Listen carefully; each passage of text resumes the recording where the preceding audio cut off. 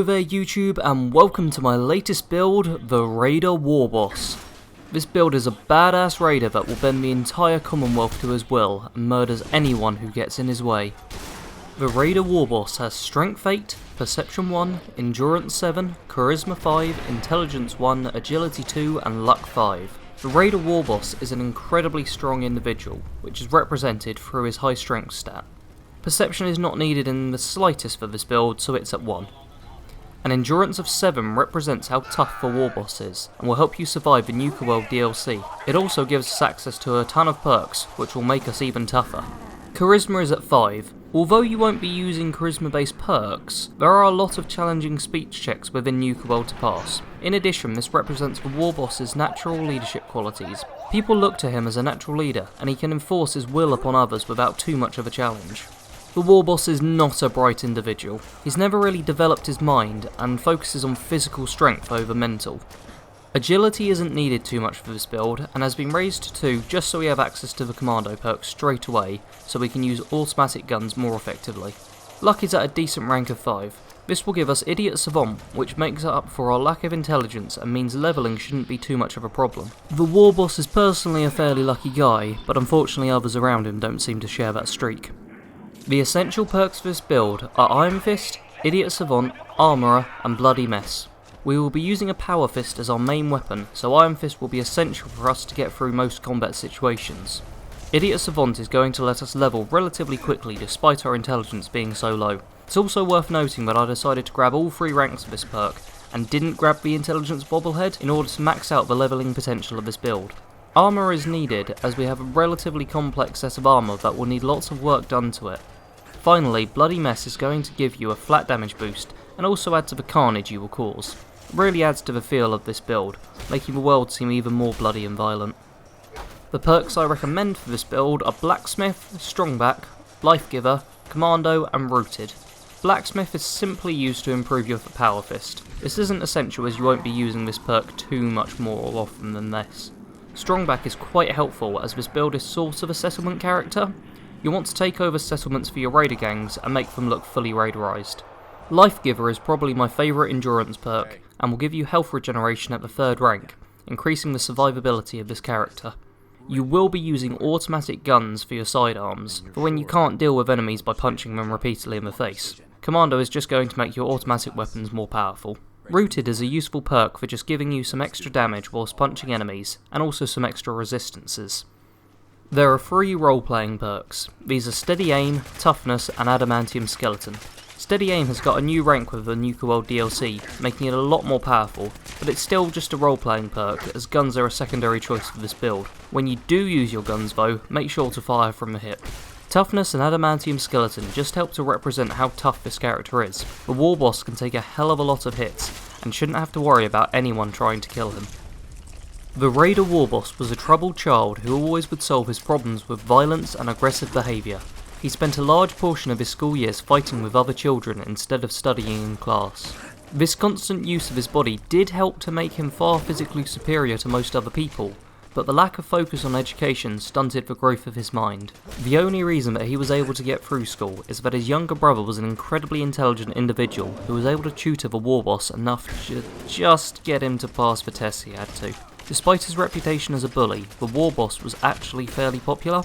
As long as you stayed on the right side of him, he was quite likeable, as long as you didn't mind avoiding the odd violent outburst. This meant that he was often seen as a leader by his peers, reinforced by the fact that his brother followed him around devotedly and never strayed from his side despite the fact that they seemed like polar opposites. The reality of the situation was that they both greatly admired one another. The Warboss greatly valued his brother's intelligence and skill with construction, whilst his brother admired the Warboss for his physical strength and leadership qualities. Once the Warboss graduated from school, mainly through the help of his brother, he had his mind set on a single career path, the military.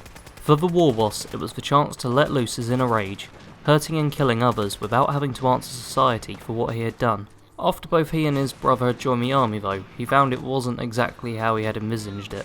He often had to be reined back from a fight, and spent a fair amount of time out of combat with nothing to satiate his bloodlust.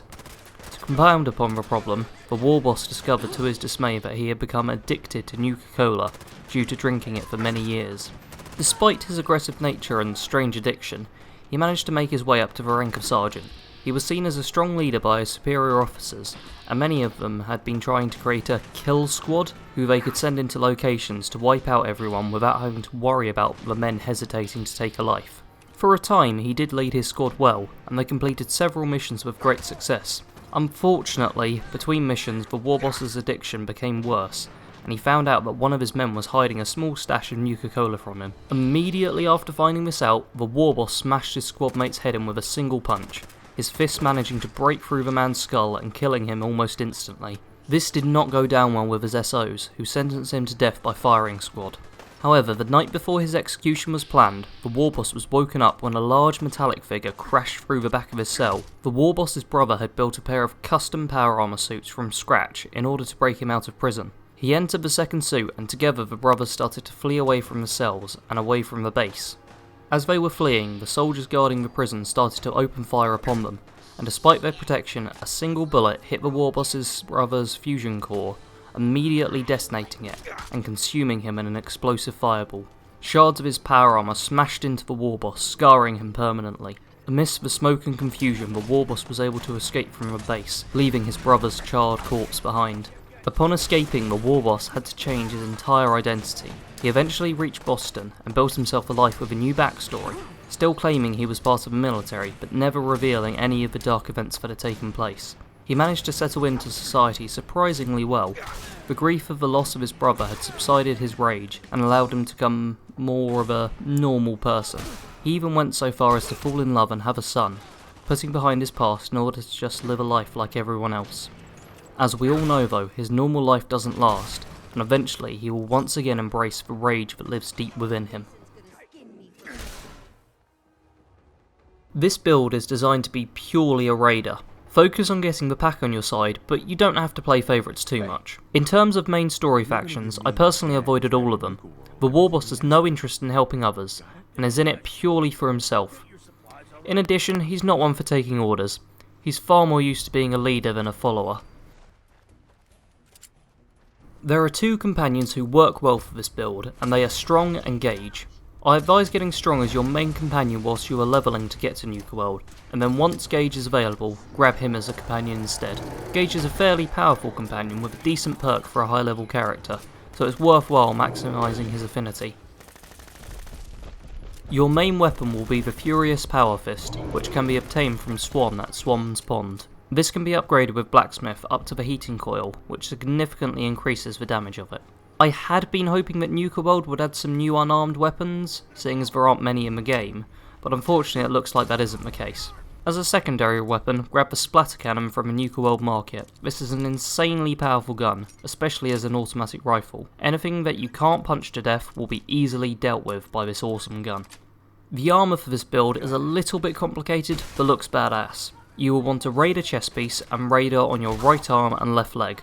On your left arm and right leg, you will want Trapper armour from Far Harbour.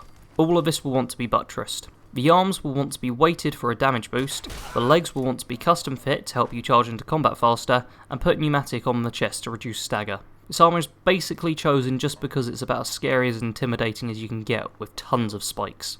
You can edit this slightly if you find a combination that looks more impressive. Underneath, I suggest grabbing the torn shirt and jeans from within Nuka World for the endurance boost. For your power armour choice, grab the Overboss Raider power armour near the start of the Nuka World DLC. This is a great variation on the base Raider power armour, and it's nice to get a new piece of legendary power armour. Before you get this, grab a suit of Raider power armour. You aren't primarily a power armour character, but it's nice to have the option to suit up and become a walking tank every once in a while. Please try. Obviously, this build focuses a lot on the Nuka World DLC. As soon as you can take on the DLC, go for it. Make sure to explore the park fully and complete all the Raider quests you can. However, don't allow Raiders to talk down to you or insult you. If they do so, then don't hesitate to punch your power fist through their skull.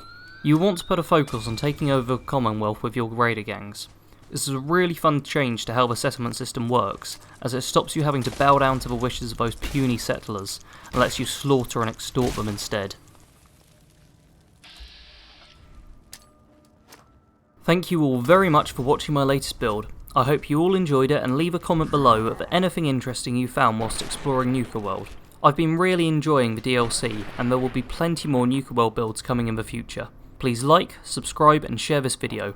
I greatly appreciate all of the support, and it's great watching my channel grow. Thank you all again for watching, and I'll see you in next week's build.